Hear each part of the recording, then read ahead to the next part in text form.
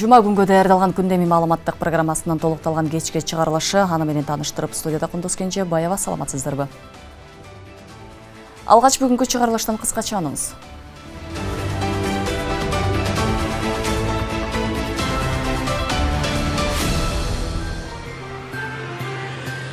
Садыр Жапаров 2025-жылы Жалал-Абадты түрк дүйнөсүнүн туристтик борбору деп жарыялоону сунуштады. Астанада өтүп жаткан саммитте дагы эмне маселелер каралды. Соц тармакта Палестинага жихадка чакырышууда. УКМК жоопкерчилик тууралуу эскертти. Лейлектик чеберлер килем токуунун жаңы ыкмасын табышты. Мындан ары бул өнөрдүн ден соолукка зыяны тийбейт дешет.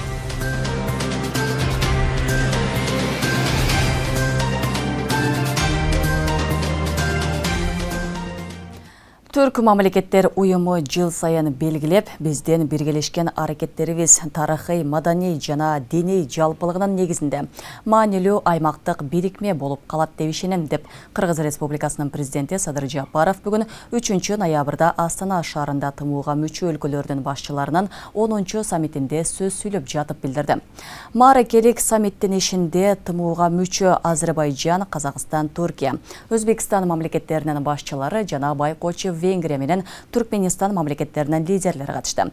Иш-чаранын катышуучулары менен саламдашып жатып, мамлекет башчысы Кыргыз тарап жогорку мазмундуу деңгээлде бир катар маанилүү иш-чараларды уюштуруп, түрк мамлекеттер уюмунун күн тартибинен жигердүү илгерилеткен жана уюмдун алкагында ар кандай тармактардагы кызматташтыктын туруктуу өнүгүшүн камсыз кылган. Өзбекстандын уюмда жасаган төрагалыгынын жыйынтыктарын жогору бааларын белгиледи.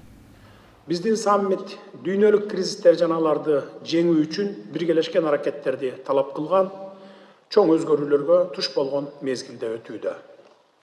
Жалпы мамлекеттерибизди ийгиликтүү ишке ашыруу жана алдыбызга коюлган максаттарга жетүү үчүн саясий эрк жана олуттуу экономикалык дараметке ээ болушубуз үчүн бардык мүмкүнчүлүктөр бар.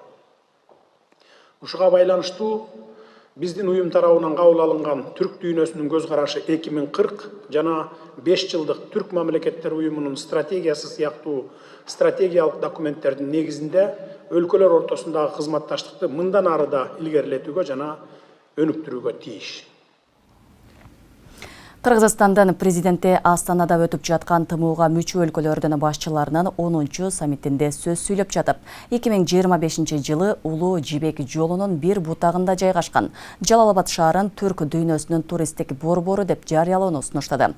Мамлекет башчысы өз билдирүүсүндө түрк кызматташтык уюмдары, Түрксой, Түрк академиясы жана түрк маданияты жана мурасы фондунун ортосундагы өз ара аракеттенүүнүн мындан ары да күчөтүүгө жана туристтик индустрия өнүктүрүү иштерин активдештирүүгө чакырды. 2025 жылы Жалал-Абад шаарын түрк дүйнөсүнүн туристтик борбору деп жарыялоону сунуштагым келет. Жалал-Абад шаары Улуу Жибек жолунун бир бутагында жайгашкан, анын тегерегинде көптөгөн тарыхый жана маданий туристтик жайлар, анын ичинде дүйнөдөгү ири жаңгак токойлорунун бири болгон Арсланбоп жайгашкан. Белгилей кетүүчү нерсе, түрк дүйнөсүндөгү туризм жана табаррук зиярат долбоорун ишке ашыруу түрк өлкөлөрүндө чоң потенциалга ээ жана түрк мамлекеттер уюмунун мейкиндигинде туризмди өнүктүрүүгө маанилүү роль ойнойт. Элдин жашоосун жакшыртуу, ал үчүн өлкө экономикасын көтөрүү маселесин талкууга алган форум өттү. Жакырчылык жана теңсиздик аталышындагы форум министрлер кабинетинин төрагасы Акылбек Жапаровдун төрагалыгынын алдында өтүп, ага президент Садыр Жапаров онлайн катышты. Жалпысынан мамлекеттин социалдык абалы кандай, соңку жылдары экономикабызда өзгөрүүлөр орун алдыбы? Толугураак кабарчыбыздын материалында. Менин түпкү максатым жалпы элдин жашоо шартын жакшыртуу үчүн экономиканы өнүктүрүүгө жетишүү деп билдирди президент Садыр Жапаров. Ал мындай пикирди жакырчылык жана теңсиздик деп аталган улуттук өнүгүү форумунда айтты. Ошондой эле өлкөнүн бардык катмарында тең укуктуулукту камсыз кылып, жашоо сапатын жакшыртуу үчүн жагымдуу шарттарды түзүүгө багытталаарын баса белгиледи. Бийликтин бардык органдары жаңы жумуш орундарын түзүп, иш менен камсыз кылуу чараларын күчөтүшү кажет. Эмгек акыны жогорулатуу, пенсия менен жөлөк пулдарды, ошондой эле калктын жакыр жана социалдык жактан аялуу катмарларына социалдык төлөмдөрдү төлөөнү көбөйтүүнү камсыз кылуу негизги аракеттердин бири болуп кала берет. Урматтуу бүгүнкү форумдун катышуучулары, биз жакырчылыкты кыскартууга акчалай кирешеге жетүү жагын эле эмес, билим берүү, саламаттыкты сактоо, таза суу, тамак аш, турак жай жана бакубаттуулуктун башка аспектилери сыяктуу бөлөк ресурстарга жетүү өңүтүнөн да карашыбыз зарыл. Аталган форум министрлер кабинетинин төрагасы Акылбек Жапаровдун төрагалыгы астында өттү. Жапаров өткөн жылы өкмөт ак ниет жана натыйжалуу башкаруунун принциптерин илгерилетүү боюнча олуттуу ийгиликтерге жетишкенин жана мамлекеттик кирешелердин жогорулаганын, чет элдик инвесторлордун ишенимин кайрадан кайтара алдык деп маалымдады. Андан тышкары улуттук өнүгүүнүн 5 негизги максатына токтолду. Туруктуу экономикалык өсүшкө жана жумуш орундарын түзүүгө көмөктөшүүчү стратегияларды иштеп чыгуу жана ишке ашыруу, өзгөчө көңүл аймактарды өнүктүрүүгө бурулат. Жаңы технологияларды жана билимдерди өздөштүрүү үчүн эл аралык өнүктөштөр менен кызматташууну кеңейтүү болот. Дүйнөлүк каржы рыноктарына чыгуу, экспортту илгерилетүүгө жана чет элдик инвестицияларды тартууга олуттуу басым жасоо. Кыргызстанда 2 жыл ичинде жумушсуздардын саны 7,7%га кыскарганын эмгек, социалдык камсыздоо жана миграция министри Гүлнара Батырова маалымдаган. Ошону менен бирге калкты иш менен камсыз кылуу көрсөткүчтөрү жакшырганын, 2 жылдын ичинде иш менен камсыз кылуу кызматтары 60 миңден ашык адамды жумуш менен камсыз кылганы кабарланды. Дегенменен дүйнө жүзүн каптаган кымбатчылык биздин өлкөгө таасирин тийгизбей койгон жок. Өкмөт тарабынан айлык акылардын көтөрүлгөндүгү, социалдык жөлөк пулдардын пайызы жогорулаганы менен инфляция ошого жараша көтөрүлүп жатканын эске алуу керектигин да белгилеп жатышат. Бүгүнкү күндө экономиканы көтөрүү, калктын турмушун жакшыртуу максатында өндүрүш, айыл чарба жана башка бир нече багыттарга көңүл буруу керектигин адистер белгилешүүдө. Мен пикиримде бул акча саясатын өтө бир башка деңгээлде жүргүзүү керек да. Бизде ошо акча кредит саясаты тийиштүү деңгээлде бул албетте улуттук банктын прерогативасына кирет да. Бул ошодон анан өндүрүштү колдоо, айыл чарбаны колдоо, мисалы айыл чарбаны ирилештирүү, кооперацияны айыл чарба кооперативтерин түзүп, ошону ирилештирүү маселелери бүгүнкү күндө чоң маселелердин бири да. Ошол эле убакта ошол финансы менен каржылоо. Бишкекте өткөн форумдун максаты улуттук прогрессти жана өнүгүү максаттарына жетүүдөгү чакырыктарды карап чыгуу, жакырчылыкты кыскартууга багытталган саясатты аныктоо жана аны кыскартуу жолдорун талкуулоо болуп эсептелет. Нурзада Сыдыкова, Асхат Касымбеков, Регион, Бишкек. Мындан ары мамлекетте Көлбаев жана Матраимов деген мафия болбойт. Бул тууралуу УКМК төрагасы Камчыбек Ташиев маалымдады. Төраганын айтымында Матраимовго жана Кримтөбөл Көлбаевга байланыштуу 202 мамлекеттик кызматкер жумушунан кол жууган. Алардын баары мамлекеттик кызматта турушуп, уюшкан кылмыштуу топторго жана мыйзамсыз иштерге аралашып келген. Өлкөдө жүргүзүлүп жаткан мындай иш аракеттерге серепчилер жана жалпы коомчулук кандай баасын берүүдө алдыңкы материалдан байкап көрөлү. Мындан ары мамлекетте Көлбаев деген мафия болбойт. Мындан ары мамлекетте Матраимов деген мафия болбойт. УКМК төрагасы Камчыбек Ташиевдин мындай билдирүүсү бир катар атка минерлердин жүрөк үшүн алды окшойт. Анткени дал ушул Көлбаев жана Матраимов мафиясына аралашып, кылмыштуу топторго табакташ болгон 202 мамлекеттик кызматкер аныкталып, алардын баары жумушунан кол жууган. Алдыда жемкорлорго, мыйзамсыз иштерге аралашкан кылмышкерлерге каршы күрөш улантылат. Райымбек Матраимовго байланыштуу болгон 92 мамлекеттик кызматкерди аныктадык. Көлбаевга байланыштуу болгон 60 кызматкерди биз аныктадык. Андан сырткары таможня органдарынан 50 кызматкерди аныктадык. Бул масштабтуу жумуштун бардыгы ошол мамлекетибиздеги ар бир мамлекеттик органды тазалоонун негизинде болуп атат. Мамлекетибиз таза, мыйзамдуу, стабилдүү, тынчтык заманда жашаш керек. Чындыгында соңку учурларда кармоолор жана камоолордун эсебинен мамлекеттин казынасына эселеп каражаттар кайтарылууда. Төрага Ташиевдин айтымында Көлбаев жана Матраимовдун мыйзамсыз байлыктарынын өзү эле 100 миллиард сомдун тегерегинде аныкталып, алардын баары этап-этабы менен мамлекеттин эсебине өткөрүлүүдө. Райым миллиондору канчалаган кишинин башын жутту, мисалы үчүнчү. Бул деген бул Кудайдын каарына калган, элдин назарынан калды деп коет да мындайды. Мына азыркы ушул элдин ырыскысын кайрадан өзүбүзгө казнабызга буруп атканы мына Камчыбек Кыдыршайыч, Садыр Нуркожоевичтер бул Кудай колдогон бардык нерсени чечип койду да.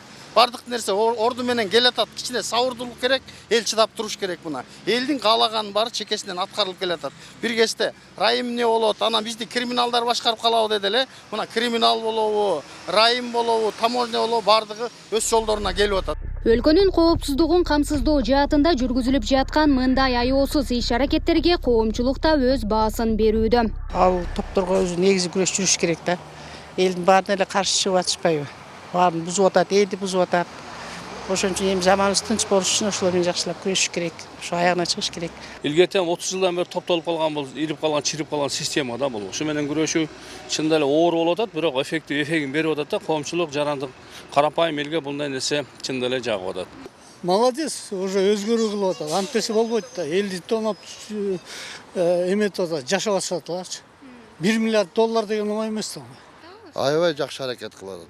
Ташиевке молодец дейбиз биз. Мындан артык кандай иштейт? Дагы азыр күчүнө кирсе дагы болот болуш керек да. Мамлекеттин казынасына кол салган деген эми чындыгында бул жалпы элдин казынасына кол салган деген түшүнүк туурабы мындай айтканда. Ал аябай катуу чара көрүш керек агачы. Мисалы биздин дин аалымдар деле айтып жүрбөйбү? Кыргызстандын келечеги үчүн мыйзамдуулукту орнотуу, кара күчтөрдү жок кылуу жана жемкорлорду кустурууга бийлик башчылары же тийиштүү жетекчилер гана эмес, бүтүндөй кыргыз журтчулугу биримдикте жардам берүүсү керек деген саясаттануучу Бейшенбек Абдыразаков белгилөөдө. Өзүңүздөр билгендей, мына 30 жылда бизде бийликте иштегендер, президент болобу, премьер болобу, булар тескерисинен ошолор менен чогуу кат кылып келгенде, алар криминалдан акча алган, коррупциялерден акча алган, ошонун эсебинен байыган, ошол жашаганда эми аларга окшоп деле Камчыбек Кыдыршайыч деле иштей берсе болот эле да. Ага эмне кереги бар баш орун башка кишилерге, бийликтегилерге, бизнесмендерге, коррупционерлерге, караларга жаман көрүнүп эмне кереги бар эле дейм да. Мына көрдүңүздөрбү? Бул чыныгы улуттук патриот болгон үчүн, улуттун келечеги үчүн, мамлекеттин келечеги үчүн башын сайып коюп атат да керек болсо. Келечек үчүн деп туруп башын сайып коюп аткан үчүн биз муну мындай иш кылып аткан иштерин баарын колдошубуз керек да. Белгилей кетсек, буга чейин өлкөдө уюшкан кылмыштуу топтун жетекчиси Камчы Көлбаев жок кылынган. Мындан тышкары аталган топтун бир катар мүчөлөрү ууру статусунан баш тартып, Кыргызстандын мыйзамдарына баш ээрин маалымдашкан. Аны менен катар коррупцияга жана башка иштерге катыштыгы бар кылмышкерлер аныкталып, байма-бай кармоо иштери жүргүзүлүүдө. Гүлдана Мумунова, Майрамбек Абдибелал уулу, Регион телеканалы, Бишкек шаары. УКМК эскертет, учурда Палестина Израилдик куралдуу кагылыштын фонунда, социалдык тармакта, ошондой эле интернет колдонуучулар арасында Палестинада жихад кылуу зарылчылыгы жөнүндө жеке колдонуучулардын жарыялары жана комментарийлер, чагымчыл билдирүүлөр активдүү жайылууда. Буга байланыштуу Кыргыз Республикасынын Улуттук коопсуздук мамлекеттик комитети Кыргыз Республикасынын жарандарынын чет мамлекеттин аймагындагы куралдуу кагылышууларга катышкандыгы же террористтик даярдыктан өткөндүгү болсо, ал үчүн кылмыш жаза жоопкерчилиги каралганын эскертет. Эгерде адамдын куралдуу кагылышуу зоналарына катышуу ниетинин же жөнөтүлүү ниетинин белгилери бар болсо, же ага түрткөн болсо, алар Кыргыз Республикасынын кылмыш жаза кодексинин 256-беренеси мүлкүн конфискациялоо менен 5 жылдан 10 жылга чейинки мөөнөткө эркиндигинен ажыратууга жазаланат. Жана 416-беренеси 7 жылдан 10 жылга чейинки мөөнөткө эркиндигинен ажыратууга кылмыш жоопкерчилигине тартыларын эскертет. Пара талап кылган жана сойкулукту колдоого алган шаардык милиция кызматкерлери кармалды. Бишкек шаардык ички иштер башкармалыгынын жана Свердлов райондук ички иштер башкармалыгынын айрым кызматкерлери Пакистандын жарандары менен кылмыштуу бүтүмгө барып сойкулук кылган үчүн кылмыш жоопкерчилигине тартабыз деп Пакистандын жаранын коркутуп, мындай аракеттери үчүн административдик жоопкерчилик каралганына карабастан, андан 3500 АКШ доллары өлчөмүндө акча талап кылгандыгы аныкталды. Мындан тышкары жүргүзүлгөн иликтөө иштеринин алкагында айылында жогоруда аталган Ички иштер министрлигинин кызматкерлери жана Пакистандын жарандары сойкулук үчүн жайды уюштурууга жана кармоого катыштыгы бар экендиги, алар интимдик мүнөздөгү кызматтарды көрсөтүп жүргөн башка Пакистандын жарандарын камкордукка алып, ал үчүн системалуу түрдө акча алып жүрүшкөндүгү тууралуу маалымат түшкөн. 2023 жылдын 2-ноябрында Ички иштер министрлигинин ички иликтөө кызматынын катышуусунда акча каражатын берип жаткан жеринен ортомчу Пакистандын жараны, андан кийин Бишкек шаардык ички иштер башкармалыгынын жана Свердлов райондук ички иштер башкармалыгынын кызматкерлери кармалды. Алардын иштеген жеринде керектүү тергөө амалдары жүргүзүлдү. Чогултулган материалдардын негизинде ички иликтөө башкармалыгынын кызматкерлери жана Свердлов райондук ички иштер бөлүмүнүн кызматкерлери жана Пакистандын жараны кармалып, УКМКнын тергөө абагынын убактылуу кармоочу жайына камалды. Учурда козголгон кылмыш ишинин алкагында бул кылмышка тиешеси бар адамдардын чөйрөсүн аныктоо боюнча комплекстүү тергөө иш-чаралары жүргүзүлүүдө. Социалдык тармакта жогорку кеңештин депутаты Шайлообек Атазов менен Жеңго кайманаты бар Кыримтөбөл Кадыр Досоновдун сүйлөшкөнү тууралуу үн жазма тарады. Үн жазмадан түшүнгөнүбүзгө караганда Кадыр Досонов Шайлообек Атазовго уюшкан кылмыштуу топтор боюнча маселе көтөрбөөнү эскерткен. Ошондой эле кайсы бир топтордун чатагы ага Кадыр Досоновдун жеке айдоочусу да аралашып калганы тууралуу кеп болгон. Сүйлөшүүдө Айбек деген да ысым аталган. Айрым социалдык тармактын колдонуучулары ал жогорку кеңештин депутаты Айбек Осмонов болушу мүмкүн экенин айтышууда. Мен айтайын деген шайлоо кичине баягы ОПГ деп баягы неме кылтасыңар го, ошону неме кылып айдаган слишком эле аз мага келип мага эле неме болуп атат азыр. Шашакта чын. Анан милициялар иштебей атат, анан мына тудун деп баягында журналисттер баягы немелери слишком эле баягында неме болуп кетти. Чын. Түшүндүң да. Мен жаш балдарын эле өздөрүн эле разбор азыр бир өзүчө шаарда чоңойгон балдар немелер эле.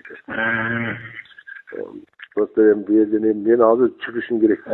Сен өзүң деле түшүнөсүң го, эми намаздасың. Мен ошондой берки Айбекке дагы ошентип айтып койчу. Айбек врачка бар го. Болду. Айбекке да саламдоо деп кой, мен саламдоо деп айтып койчу.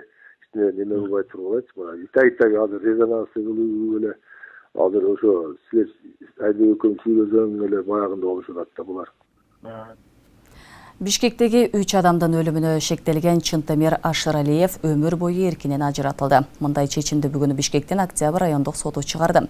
Ошондой эле соттун өкүмүнө ылайык айыпталуучу жабырлануучу тарапка моралдык зыян келтиргени үчүн 3 миллион сом жана материалдык чыгым үчүн 670 миң сом төлөп бермей болду.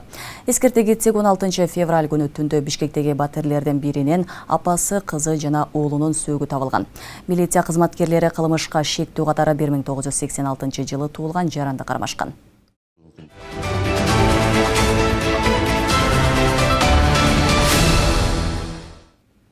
Лейлек районунда килем токуунун жаңы ыкмасы колдонула баштады. Буга чейин чеберлер килемди жерге токушса, мындан ары тегинен атайын жабдыктардын жардамында токушууда. Бир килемди даярдоо үчүн жумалап ыңгайсыз абалда отуруп согуп келген чеберлердин ден соолугуна да зыян болуп келсе, эми мындай коркунуч жок. Ошол эле учурда жайы да үнөмдөлдү. Аймактык кабарчыбыз жаңы ыкмада килем токуган чебер апалар менен баарлашып келген. Жашы 60-ты таяп калган Жумагүл Кадырова көп убакыттан бери ден соолугун ойлоп, килемчилик өнөрдөн алыстап калган. Жерге жайылган килемди токууга жаштар гана чыдабаса, орто жаштан ашкандан кийин бел оору чыдатпайт дейт. Атайын жабдык алынып, өзүнүн сүйгөн өнөрүн кайрадан улоого шарт түзүлүптүр. Мындан ары килемчилер түз отуруп эле ыңгайлуу абалда токуса болот. Биздин жашыбызга мына аппарат станок дейбиз, ушул жакшы экен да. Раса ыңгайлуу болуп атат бизге сокконго. Бул станоктун артыкчылыгы мындай колду кыйбайт экен да. Наркыда раса кысталып калат эле, көчөттөр бүткөндө, анан колдорубуз мындай раса кыйналат эле, сыйрылганга чейин барып. Азыр мында эмелери бар өзүнүн мындай стонусу, мындай кандай стройство кылып койгон, бошосоңуз бошоп кетет экен да. Кадимкидей да өзүңүз лак кылып алып сөгө берет экенсиз. Килем токуу килемди колдонгон адамга караганда ден соолукка пайдасы көбүрөөк дешет чеберлер. Килемге керектелүүчү койдун жүнү табигый болгондуктан адамга зыяны тийбейт. Аны токууда гана чеберлер ар кандай ооруга кабылып келген болсо, мындан ары зыяны жок. Тескерисинче ден соолугубуз чыңдала баштады дешет. Анча жеңил экен, ыңгайлуу экен. Энди отурганда эңкейесиң, а бул жерде бутуңду кааласаң астына сунуп коесуң, кааласаң столду ыңгайлуу, белиңе, анан желкеңе эңкейип калбайсың, ыңгайлуу анча. Өзүбүзгө дагы ден соолукка пайдалуу да. Ушул колдор менен кылганда колдордун учуга чейин баягы эмелер кандар жүгүрөт. Кылганыңда деле ден соолукка пайдалуу. Муну кылып бүткөндөн кийин аны салганыңа дагы ден соолукка пайдалуу. Лейлек килемин даярдоого 1 жумадан ашык убакыт кетип, тынымсыз эмгекти талап кылат. Жыл өткөн сайын килемге болгон суроо талап азайып, эмгеги акталбай жатканын килемчилер айтышты. Жалданма чеберлер күнүнө орточо 300 сомдон 500 сомго чейин гана табышат экен. Бул көйгөй жыл өткөн сайын Баткендин бренди болгон килемдин токулбай калышына себеп болуп жатыптыр. Килемди билген ошо чеберлер биригип туруп, бир команда болуп туруп, өз мындай токуп сатса жакшы, ошо акчасы 4 адам соксо, мисалы 4 адамга бөлүнүп кетет да, ошондо иштесе болот да. Анан мындай бирөө келгиле мекин согуп бергилесе өтө эле акчасы аз да, чынындачы. Облустук бийлик килемчилерге түздөн-түз колдоо болбосо да ар кандай көргөзмөлөрдө килемдерди даңазалаган иш-чаралар уюштурулуп турарын айтышат. Алдыда атайын фестиваль уюштуруу аракеттери да көрүлүп жатыптыр. Мындан сырткары Баткен облусун өнүктүрүүгө бөлүнүүчү каражаттын эсебинен килем цехтерин курууга да артыкчылыктар каралган. Бизде ушундай ниетибиз бар. Мына келерки жылы ошол Баткен Лейлек килемдин бир фестивалын өткөрсөк деген. Ошол учурда мына жерлерге биз көргөзмөлөргө, юбилейлик иш-чараларга катышып атабыз. Бул көргөзмөлөрдө, юбилейлик иш-чараларда сөз түрдө Лейлек, Баткен килемдерини даңазалаш максатында көргөзмөлөргө барып атабыз. Учурда баткендик килемчилер өз арабасын өзү тартып гана бул өнөрдү сактап келе жатышат. Мамлекеттен олуттуу көңүл бурулса, дүйнөгө даңазалоого да болот дешет. Ал үчүн табигый өндүрүшкө кызыккан өлкөлөрдөн кардарларды таап, килемди экспорттоо жагы жолго коюлуусу зарыл. Нургазы Жайнаков, Регион телеканалы, Баткен облусу. Кыргызстандык 16 өзгөчө спортчу Туркияда өткөн эл аралык мелдеште ийгилик жаратышты. Даун синдрому бар спортчуларыбыз өлкөбүзгө 3 алтын медаль алып келишти. Турнирге катышкан ар бир спортчу байгелүү орундарга жетишкен. Мелдеш 10 мамлекеттен келген өзгөчө спортчулар арасында өткөн.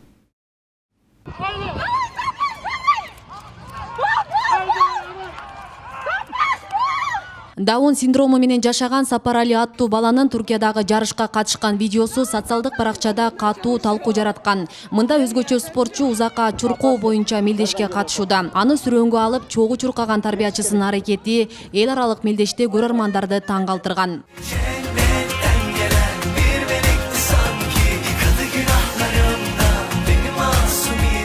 Biz бул жактан балдарды алып Турцияга барып келдик. Аябай кубанычтабыз, эмоцияларыбыз аябай башкача. Жеткире албайбыз, бул сөздөр менен жеткире албай атабыз биз азыр. Бул жерден балдарыбызды алып барып өтө жардам бердик. Даун синдрому бар балдар Туркияда өткөн эл аралык мелдеште ийгилик менен кайтып келишти. Кыргызстандан 16 өзгөчө спортчу 10 мамлекет катышкан сууда сүзүү, жеңил атлетика жана стол тенниси боюнча спорттук турнирге катышышкан. Жыйынтыгында 3 бала алтын медаль жеңип алса, калгандары да байгелүү орундарды багындырды. Сага аябай жакта кызым, сен эмне утуп келдиң? Кана көрсөтүп койчу медалыңа. Биз кандай медаль утуп келдик? Алтын медаль утуп келдик, а? Канчанчы эмесинен алдың сен чуркап? Биринчи эместе, а? Кызымын эжекеси Жылдыз Туратбековага, тренер агай Рысбекке терең ыраазычылык билдирем. Эми мындан нары дагы мен ойлонуп атам, бир эле ушул жеңил атлетика боюнча эмес, теннис, сууда сүзүү боюнча немеге берем деген ойдомун да, эми бөлөк дагы ушундай спорттун бөлөк түрүнө. Буюрса ал жактан өлкөлөрдөн келген балдарды көрүп, ошо өлкөлөрдүн балдарга кандай камкордук берип атканын көрүп, бизде аябай чоң ойлор менен, ошондой неменен, ошондойлор менен келдик. Буюрса булар дагы өзүнүн мүмкүнчүлүгүнө жараша, булар дагы бир ийгиликтерди жарата ала турганын тастыктай алдык деп ойлойм. Даун синдрому бар балдар ата-энелери тарабынан түзүлгөн коомдук кайрымдуулук фондунда тарбияланышат. Түштүк аймактагы жалгыз борбордо өзгөчө балдар түрдүү иримдерге катышып, спорттун бир нече түрлөрү менен машыгышат. Мында кезекке жазылгандар жүздөп саналган менен аларды кабыл алууга бир бөлмө тардык кылууда. Мекеменин жетекчиси мамлекет көңүл сыртында калтырып, колдоо болбой жатканын айтууда. Мондой эл аралык деңгээлге алып чыгып жатканда көптөгөн баягы үйүндө алып отурган ата-энелер эми ачыкка чыга башташты, кайрыла башташты, менин балам дагы катышат эле, менин балам дагы окуйт эле деп уже келе башташты да. Бирок биздин имараттын мүмкүнчүлүгү аз болгонуна байланыштуу биз аз эле баланы кабыл алабыз да. Биз көптөгөн ата-энелерге жанагы отказ берүүгө мындай муктаж болуп атабыз. Ошол эле учурда азыр биз спортко басым жасагандан кийин спорт менен машууга такыр бизде шарт жок. Даун синдрому бар балдарды жаңы имаратка көчүрүү талабы буга чейин дагы бир нече жолу көтөрүлгөн. Учурда аталган борбор ижарада Ош шаарынын аймагында турушат. Буга чейин мурдагы мэрлер Талайбек Сарбашев, Алмаз Мамбетов да имарат менен таанышып, жер маселесин чечип берүүнү убадалаган менен жыйынтык болгон эмес. Мэрия социалдык мекеме салууга калаада жер тартыш экенин айтып келет. Асия Сыдыкова, Кымбат Абдисамат уулу, Регион телеканалы, Ош. Ош мунун табияттануу, туризм жана айыл чарба технологиялары факультетинде табияттануу багытында эмгектенген мугалимдерге жана окуучуларга экологиялык билим берүү багытында тренинг өтүп жатат. Иш-чаранын бүгүн 3-чү күнү уланды. Тренинг учурунда атмосфера, гидросфера, биосфера жана топурак кыртышы багытында Европадан келген жана жергиликтүү адистердин презентациялары болду. Мунун жыйынтыгында тренингке катышкан мугалим иштеп жаткан мектеп Глоб эл аралык уюмуна мүчө катары кабыл алынат. Натыйжада окуучуларга дүйнө окуучуларынын байкоолору менен учурунда таанышып турууга мүмкүнчүлүк ачылат жана эл аралык сертификаттар берилет. Максаты мектеп окуучуларынын айлана чөйрө жаратылышка болгон байкоолорун калыптандыруу, экологиялык аң сезимин жана билим деңгээлдерин жогорулатуу болуп саналат. Көптөгөн семинарлар өтөт, семинар бүткөндөн кийин унутулуп калат ошол боюнча. Биздики жалпы түшүнүк бергенден кийин тынымсыз байланышта болуп, регулярдуу түрдө байкоолорду жүргүзүп, маалыматтарды бөлүшүп, керек болсо илимий макалаларга чейин, илимий изилдөөлөргө чейин жүргүзгөнгө окуучулардын деңгээлинен баштап ушундай иш-чараны баштап жатабыз. Келечекте үмүтүбүз бар. Ушу мугалимдердин, окуучулардын деңгээлин, билим деңгээлин жогорулатып, ошонун негизинде жаратылышыбызга баягы аяр мамиле кылабыз деген. Жалал Абадта маалымат жана басма сөз күнү алдын ала белгиленди. Иш-чарага президенттин Жалал Абад областындагы ыйгарым укуктуу өкүлү Абсаттар Сыргабаев, облустук шаардык мекеме ишканаларынын жетекчилери жана журналисттер катышты. Иш-чаранын жүрүшү кийинки материалда сөз болот. Жалпы ушул жерге бирге келдик. Эң негизгиси келе жаткан майрамыңыздар куттуу болсун. Бүгүн Жалал Абадта журналисттердин маанайы жакшы. Анткени калемгерлердин кесиптик майрамына карата иш-чара уюштурулуп, облус башчысы Абсаттар Сыргабаев баштаган жетекчилер куттуктаганы келип отурушат. Жергиликтүү бийлик менен бардыгы менен чогуу иш алып барып келесиздер. Сиздердин биздин мамлекетибизге кошкон салымыңыздар өтө зор. Себеби сиздер ар бир элдин көйгөйү менен ар бир ошол бийликтин колу жетпей аткан жерлерди силердин колуңуздар жетип, ошол биздин мамлекетибиздин экономикасын социалдык жактан өнүгүүсүнө салымыңыздарды талыкпай кошуп келесиздер. Өнүп өскөн мамлекеттин катарына кошулушуна чоң салым кошуп жүрө бериңиздер. Дагы бир жолу майрамыңыздар кут болсун. Эл менен бийликтин ортосундагы көпүрө мына сиздерсиздер.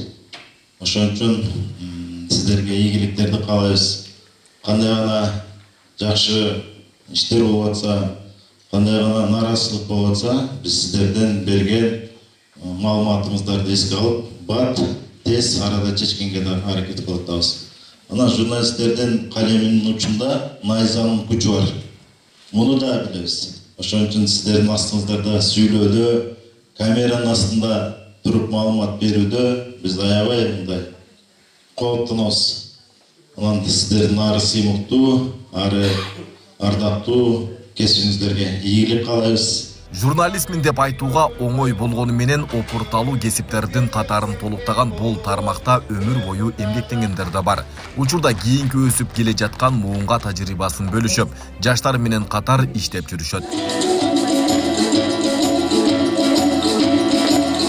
бардық жаңалықтарды гезиттерден, интернет блогтардан, телеканалдардан еліміз көріп, біліп, мемлекеттің қандай өніп баратқандығын, қандай жаңалықтар болып жатқандығын күн сайын ғана емес, кейде секунд сайын, минут сайын көріп тұрып, ошоға жараша баа үйретеді.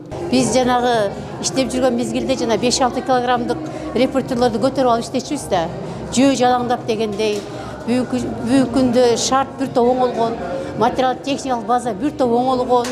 Дегеле бүгүн бир гана иштеш керек да. Карапайым эл менен бийликтин ортосунда көпүрө болуп, коомдун маалыматтык жүгүн көтөргөн журналисттердин майрамын расмий түрдө белгилөө. Ошол эле учурда кесип ээлеринин эмгегин баалоо бүгүнкү иш-чаранын негизги максаты болуп калды. Жалал Абад облусу боюнча бир 100 журналист медиа тармагында эмгектенет. Ал эми бүгүн биз ушул 7 ноябрь маалымат жана басма сөз күнүнө утурлай бир аянтчада чогулалы, жакшы мааны менен белгилейли деп журналисттер союзу тарабынан ушул самал уюштурулду. 7 ноябрь 1924 жылы туңгуч кыргыз тилдүү Эркинтоо гезити чыккан. Бул дата жалпыга маалымдоо каражаттарынын, радио жана теле берүүнүн, басмакананын бардык кызматкерлеринин кесиптик майрамыга 1993 жылдын 1 ноябрында кыргыз өкмөтүнүн атайын токтому менен бекитилген. Айбек Исабеков, Аскар Маматисаков, Регион. Регион телеканалынан күндеме маалыматтык программасын социалдык тармактардан көзөтүп барыңыздар. Ал үчүн Регион телеканалынан Facebook, Telegram жана YouTube каналдарынан катталып, акыркы жаңылыктардан кабардар болуп туруңуздар. Ошондой эле Одноклассников ВКонтакте социалдык баракчасынан дагы көрсөңүздөр болот. Апта соңуна даярдалган жаңылыктар мына ушулар менен соңуна келип жетти. Кайрадан жакшы жаңылыктар менен жүз көрүшөлү. Түз эфирде Кудус Кенжебаева болдум. Аман туруңуздар.